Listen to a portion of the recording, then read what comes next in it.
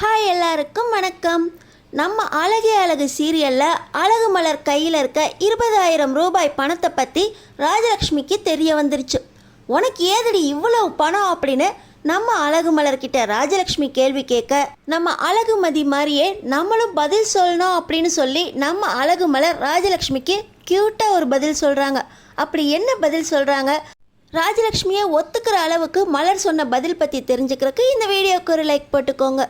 So பார்த்திங்கன்னா நம்ம அழகு மலர் பாக்கியராஜ் கொடுத்த அந்த 20,000 ரூபாய் பணத்தை உனக்கே வச்சுக்கோன்னு கொடுத்ததுனால சந்தோஷமாக பாக்கியராஜுக்கும் தான் பொண்ணு ராகவிக்கும் ஒரு ட்ரெஸ் எடுத்துகிட்டு வராங்க. ஆனால் பாக்கியராஜ் தனக்கு ப்ரமோஷன் கொடுத்த விஷயத்த வீட்டில் சொன்னால் அதை விட டபுள் பங்கு செலவு வரும், அதனால் இந்த விஷயத்த வீட்டில் சொல்ல போகிறதில்ல அப்படின்னு சொன்னதுனால இந்த ட்ரெஸ்ஸை ஒழிச்சு தான் வச்சுருக்காங்க. நைட்டு டின்னருக்காக முட்டை குருமா ரெடி பண்ணிக்கிட்டு இருக்கும்போது உங்களுக்கே முட்டை வேக வைக்கல அப்படின்னு நம்ம அழகுமதி கேட்க, அதெல்லாம் எனக்கு வேண்டாம், நான் வெறும் கிரேவி மட்டும் வச்சுக்கிறேன் அப்படின்னு நம்ம மலர் சொல்கிறாங்க. ஆனால் பக்கத்தில் உட்காந்துருக்கிற இந்த ராஜலக்ஷ்மி அவள் வீட்டில் சும்மா தானே இருக்கா, 3 நேரமும் வக்கனையாக சாப்பிட்டா அப்புறம் வீட்டு வேலையெல்லாம் எப்படி செய்வா, தண்டமாக இருக்கிறவளுக்கு முட்டை 3 நேரமும் வக்கனையாக சாப்பிட்ணுமா அப்படின்னு ராஜலக்ஷ்மி கேட்குறாங்க. ஆனால் நம்ம அழகுமதிக்கு கோவம் வந்துடுது. யார் வீட்டில் சும்மா இருக்கா, இந்த வீட்லையே அதிகமாக வேலை செய்கிறது மலரக்கா தான். வீட்டில் சும்மா சாப்பிட்டுட்டு சீரியல் பார்த்துட்டு உக்காந்துருக்கிறது நீங்கள்.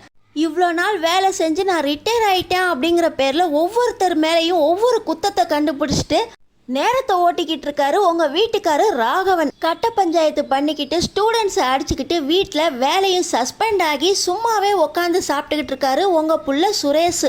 இப்படி எந்த ஒரு வேலையுமே செய்யாமல் வீட்டில் சும்மா உட்காந்துருக்குறவங்க நீங்கள். ஆனால் உங்கள் எல்லாருக்குமே 3 வேலையும் ஒவ்வொருத்தருக்கு பிடிச்ச மாதிரி சாப்பாடை செய்கிறதுக்காக காலையில் 4:30 மணிலேருந்து வேலையை ஆரம்பிக்கிறவங்க மலரக்கா.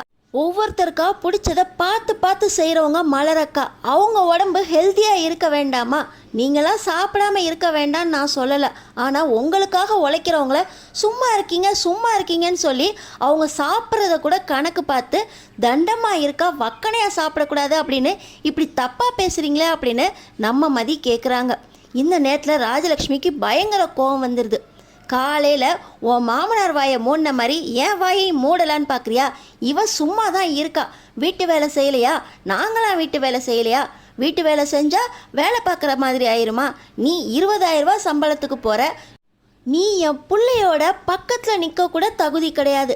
என் புருஷனும் என் பிள்ளையும் இந்த வீட்டுக்கு அவ்வளோ உழைச்சி போட்டிருக்காங்க. 20,000 ரூபா சம்பளத்துக்கு போகிற நீ இப்போ உன் பக்கத்தில் ஒன்றுமே வேலையே செய்யாமல் தண்டமாக இருக்கிறவளுக்காக சப்போர்ட் பண்ணிக்கிட்டு வரியா, உனக்கும் முட்டை கிடையாது அப்படின்னு சொல்லி ராஜலக்ஷ்மி பேச, எனக்கு என்ன வேணுங்கிறத நான் தான் முடிவு பண்ணுவேன், எனக்கு என்ன பிடிக்கும், நான் என்ன சாப்பிட்ணுங்கிறது என் ஒப்பீனியன், என்னை பற்றி நீங்கள் தீர்மானிக்கக்கூடாது.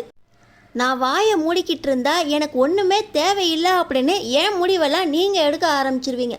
எனக்கு இன்றைக்கி 2 முட்டை வேணும், முட்டை வேக போடுறீங்கள, அப்படியே எனக்கும் வேக போடுங்க. மலரக்கா இந்த வீட்டில் காலையிலேருந்து ஓடிக்கிட்டு இருக்காங்க. அவங்களும் ஹெல்த்தியாக இருக்கிறதுக்காக அவங்க முட்டை சாப்பிடுவாங்க. அவங்க இதை சாப்பிட்ணும், அதை சாப்பிட்ணும், இதை சாப்பிடக்கூடாது, அதை சாப்பிடக்கூடாது அப்படின்னு நீங்கள் முடிவு பண்ணக்கூடாது. உங்கள் உடம்புக்கு என்ன வேணுமோ நீங்கள் கேட்டு வாங்கிக்கோங்க. மலரக்காக்கு என்ன வேணுங்கிறது அவங்களுக்கு தெரியும், அவங்களும் சாப்பிடணும், ஹெல்த்தியாக இருக்கணும் அப்படின்னு சொல்லி நம்ம மதி சொல்லிவிட்டு நம்ம மதிக்கும் சேர்த்து 17 முட்டை நம்ம மதி வேக போட மலருக்கு என்ன பண்ணுறதுனே தெரியல. ஆனாலும் மதி தனக்காக பேசினதை நினச்சி மலர் சந்தோஷப்பட்டுக்கிட்டு இருக்காங்க. அன்னைக்கு நைட்டு அவங்களும் சப்பாத்தியும் முட்டை குருமாவும் சாப்பிட்றாங்க. ஆனால் ராஜலக்ஷ்மிக்கு இதை போய் தன்னோட வீட்டுக்கார்கிட்டையும் சொல்ல முடியல. என்னை எதிர்த்து பேசி 2 முட்டையை கொடுக்குறா அப்படின்னு எப்படி போய் தான் வீட்டுக்கார்ட்ட போய் சொல்லுவாங்க. சரி சாப்பிட்டு போகிறா, சாப்பாடு விஷயத்துலலாம் கணக்கு பார்க்கக்கூடாது அப்படின்னு சொல்லி எந்திரிச்சு போயிடுறாங்க ராஜலக்ஷ்மி. அடுத்த நாள் காலையில் பார்த்திங்கன்னா நம்ம மலர் எப்பவும் போல் கிச்சனில் எல்லாருக்கும் பார்த்து சமையல் செஞ்சுக்கிட்டு இருக்க, இப்போ பாக்கியராஜும் ராகவியும் ஒன்றா சேர்ந்து நம்ம மலர் வாங்கிட்டு வந்தாங்க பார்த்திங்களா புது ட்ரெஸ். பாக்கியராஜ் தனக்கு வந்த ப்ரொமோஷன் இன்க்ரிமெண்ட்டில் நீ உனக்காக செலவு பண்ணிக்கோங்க மலரு அப்படின்னு சொல்லி 20,000 ரூபா கொடுத்து அந்த பணத்தில் வாங்கிட்டு வந்தாங்க இல்லையா, அந்த புது ட்ரெஸ்ஸை போட்டுக்கிட்டு ராகவியையும் கையில் தூக்கிக்கிட்டு, மலரு இந்த புது ட்ரெஸ் எப்படி இருக்குது மலரு அப்படின்னு நம்ம மலர்கிட்ட சந்தோஷமாக வந்து கேட்குறாங்க. ஆனால் மலர் வாயடைச்சு போய் நிற்கிறாங்க. என்ன காரணம், பக்கத்தில் பார்த்திங்கன்னா மாமியார் ராஜலக்ஷ்மி இருக்காங்க. இந்த பாக்கியராஜுக்கு ட்ரெஸ்ஸு போட்ட சந்தோஷத்தில் பக்கத்தில் அம்மா இருக்கிற விஷயம் தெரியாமல் புது ட்ரெஸ் எப்படி இருக்கா அப்படின்னு சொல்லி மலர்கிட்ட வந்து கேட்டுடுறாங்க. மலர், கேட்டுக்கிட்டே இருக்கேன், புது ட்ரெஸ் நானும் ராகவியும் போட்டு வந்து நிற்கிறோம், நீ வாயே திறக்க மாட்டியா அப்படின்னு கேட்க, என்னங்க பக்கத்தில் யார் நிற்கிறாங்க பார்த்தீங்களா அப்படின்னு மலர் கேட்குறாங்க. அப்போ தான் இந்த பாக்கியராஜ் நிமிந்து பார்க்குறாரு. பார்த்தீங்கன்னா பக்கத்தில் ராஜலக்ஷ்மி நின்றுக்கிட்டு, என்னடா புது ட்ரெஸ் போட்டுட்டு வந்து நிற்கிற, எந்த பிறந்த நாளும் வரலையே, எந்த ஃபங்க்ஷனும் வரலையே, இது எப்போ எடுத்த ட்ரெஸ்ஸு, யார் எடுத்து கொடுத்தா, காசு ஏது அப்படின்னு ராஜலக்ஷ்மி கேள்வி மேலே கேள்வி கேட்டுக்கிட்டே இருக்காங்க. பாக்கியராஜ் பார்த்திங்கன்னா, புது ட்ரெஸ்ஸு, ஆமாம்மா புது ட்ரெஸ்ஸு, மலர் எனக்கும் ராகவிக்கும் பார்த்து புதுசாக எடுத்து கொடுத்தா அப்படின்னு உளறி தள்ளிடுறாரு. நம்ம மலர், ஆமாம் அத்தை, நான் தான் பாக்கியராஜுக்கும் ராகவிக்கும் புது ட்ரெஸ் எடுத்து கொடுத்தேன் அத்தா அப்படின்னு சொல்ல, புது ட்ரெஸ் எடுக்கிற அளவுக்கு உனக்கு ஏதடி காசு, எங்கேருந்து கொண்டு வந்த அப்படின்னு நம்ம மலரை பார்த்து ராஜலக்ஷ்மி கேட்குறாங்க. ஆனால் நம்ம மலருக்கு அப்போ தான் மதி பேசின ஒவ்வொரு வார்த்தையும் ஞாபகம் வருது. உங்கள்கிட்ட யாராவது கேள்வி கேட்டு நீங்கள் பேசாமல் இருந்தால் உங்களோட ஒப்பீனியன் என்னன்னு அவங்களே முடிவு பண்ண ஆரம்பிச்சிருவாங்க. உங்களுக்கு என்ன வேணும் என்ன வேண்டாம், உங்களோட முடிவு என்ன அப்படின்னு அவங்களே முடிவு பண்ணிடுவாங்க அப்படின்னு மதி சொன்ன ஒவ்வொரு விஷயமும் ஞாபகம் வர, ஆமாம் அத்தை, இந்த ட்ரெஸ்ஸு நான் தான் பாக்கியராஜுக்கும் ராகவிக்கும் எடுத்து கொடுத்தேன். என் பேரில் எங்கள் அம்மா என் கல்யாணத்துக்கு அப்புறம் ஒரு நிலம் வாங்கி கொடுத்தாங்களே, அந்த நிலத்தை வச்சு நீங்கள் உங்கள் சுரேஷுக்கும் அழகுமதிக்கும் கல்யாணம் பண்ணீங்களே, அந்த காசு எவ்வளோ வந்துச்சு, அதில் உங்கள் கல்யாண செலவெல்லாம் போக மீதம் இருக்கிற காசு எல்லாமே என்கிட்ட தான் இருக்குது.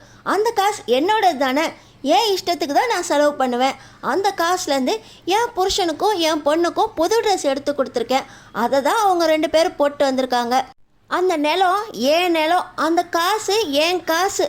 உங்களுக்கு தேவையான சுரேஷுக்கு கல்யாணம் முடிஞ்சு போச்சுல்ல, அதுக்காக அந்த பணத்தை எடுத்துக்கிட்டீங்கல்ல, இதுக்கு மேலேயும் இந்த காசை பற்றி நீங்கள் கேள்வி கேட்கக்கூடாது.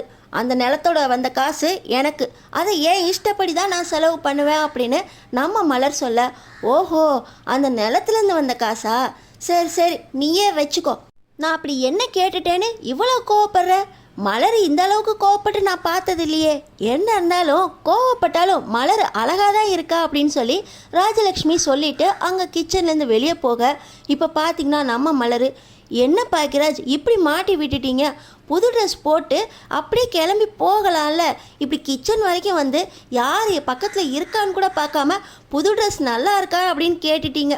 நான் ஏதோ கொஞ்சம் அந்த நிலம் ஞாபகம் வர அதை வச்சு சமாளிச்சிட்டேன், இல்லாட்டினா அத்தை அடுத்த பஞ்சாயத்தை கூட்டியிருப்பாங்க. மாமனார்கிட்ட நான் இப்படிலாம் பதில் பேச முடியுமா அப்படின்னு சொல்ல, அடுத்தடுத்து என்ன நடக்க போகுதுன்னு தெரிஞ்சுக்கிறதுக்கு நம்ம சேனலை சப்ஸ்கிரைப் பண்ணி தொடர்ந்து பாருங்கள்.